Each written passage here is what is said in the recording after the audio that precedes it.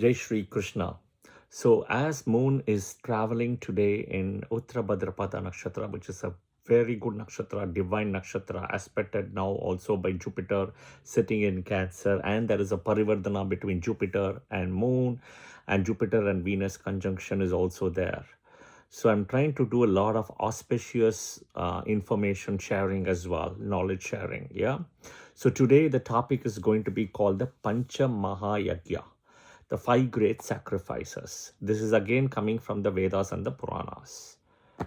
All right, the five great sacrifices. So let's dive into the topic. Okay, the five great topics, or the five great topics, information mentioned in the sacrifices, right? They say are to be performed, on an annual basis, if not daily or monthly.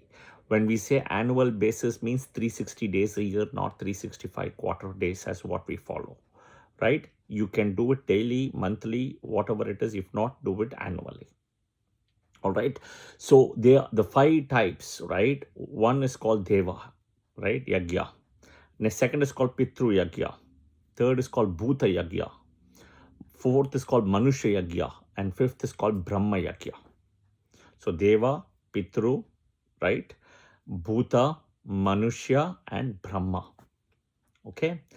And basically what is happening is you do all of this, the feed or the offerings for the comfort and luxury, right? For the devas, deities, and the ancestors, your pitrus, who are all at the various lokas, or they can be also reborn. It doesn't matter. See, the deva already had the amrit, so for them there's no death. It's inevitable, right? There's no death. It's out of question. But they need charge. They need energy. Think about you buying a new iPhone from the store.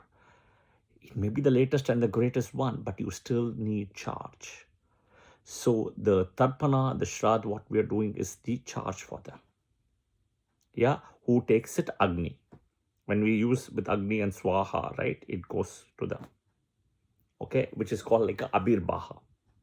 All right. So we'll touch the five important things here, right? The five yagyas. First is called Deva Yagya. The Deva Yagya is offering the oblations, right? Yagya to devas, deities, and or the gods, chanting of the Vedic mantras. Okay. Now, before all of this, do remember this: your Kula Devata is the veto power. You always pray to your Kula Devata first, and then you do this. Without your Kula Devata, nothing will work. Again, if you don't know the Kula Devata, I have published videos. Go and watch. Very clearly, I have told you what and all to do. So I'm not going to come into speaking about that here. Okay. All right. So always remember Kula Devata. Without chanting or invoking the Kula Devata energy, nothing will work. Remember that. Second is Rishi Yagya. Okay. The study of the Vedas and the teaching of Vedas to students and offering of oblations to rishis. Rishis, priests, all of them. Okay. Oblations. Priests, Brahmins, who does all the things. Okay. It is very important, which is Rishi Yagya. Third, this is one of the most important things, Pitru Yagya. This consists of basically tarpana or shrad, right? The oblations, what we do to Pitrus, the dead ancestors, as the annual religious rites. So here is one important thing I want to address.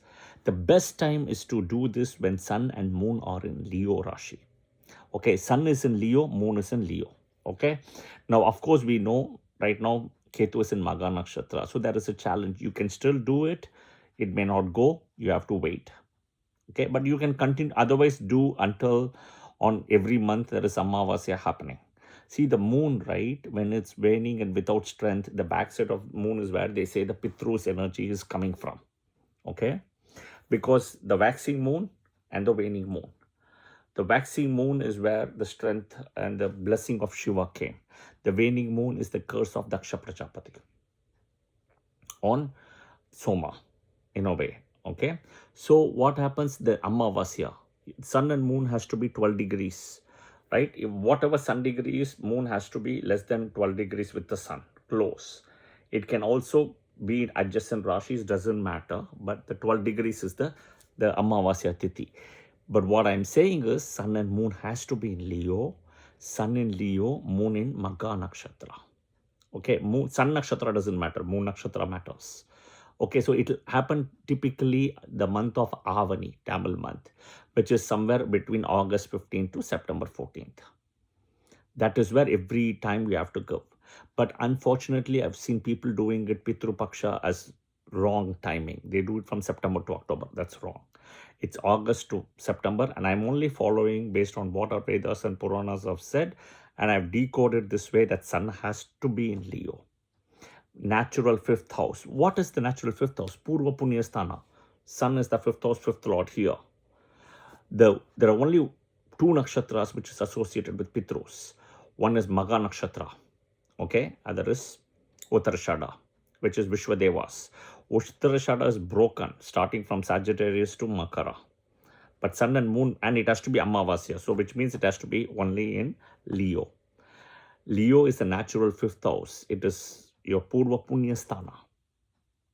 Magha is also Pitrus. Look at the deity in a way of Magha, right? Pitrus plus eagle is the animal. Rat is also involved. Okay? All right. Brahma Yagya, right? Brahma Yagya is nothing but Deva Yagya plus Rishi Yagya plus Pitru Yagya. So we saw Deva Yagya, we saw Rishi Yagya, we saw Pitru Yagya. That is Brahma Yagya. Okay? That is the combination. The fourth one. The fourth is Bhuta Yagya. What is Bhuta Yagya? Distribution of food, right, to cows, crows, animals, insects, birds, feeding the ants, right? It's a Advait feeling of oneness. Ants, any of those things, right? That is what is called Bhuta Yagya. Okay. What is the last one? The fifth one, Manusha Yagya. Manusha Yagya is giving food to people and honoring them. It can be poor Brahmins, it can be homeless people, but not about your friends and family here.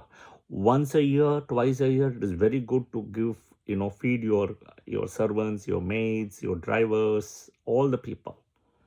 It's very good. This is Manusha Yagya.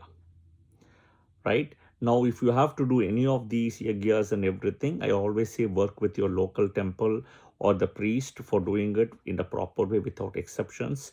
Now, the Pitru Yagya, I've told very clearly when to do it. I will give other combinations when Swati Nakshatra, Anuradha, Visakha Nakshatras, time and all comes. I will do a separate video about it.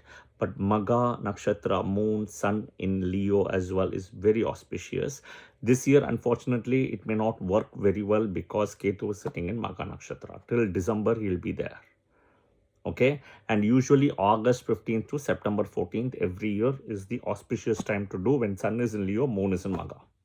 You have to match depending on your location. Okay, so this is nothing but the 5 types: Deva Yagya, Rishi Yagya, Pitru Yagya. So Brahma Yagya is a combination of Deva Yagya, Rishi Yagya, Pitru Yagya. Then you have Bhuta Yagya, then Manusha Yagya. Yeah, Manusha Yagya is also very auspicious today. Okay, I hope this was very helpful. Yeah, because Saturn is in Pisces and Revati Nakshatra are extremely auspicious, right? And Jupiter and Venus are conjunct in Cancer as well. Okay, and Moon is also sitting right now in Uttara Bhadrapada Nakshatra. The Moon is waning. Yeah, okay. I hope this was helpful, and I'll see you guys soon in another video. Jai Shri Krishna. Thank you.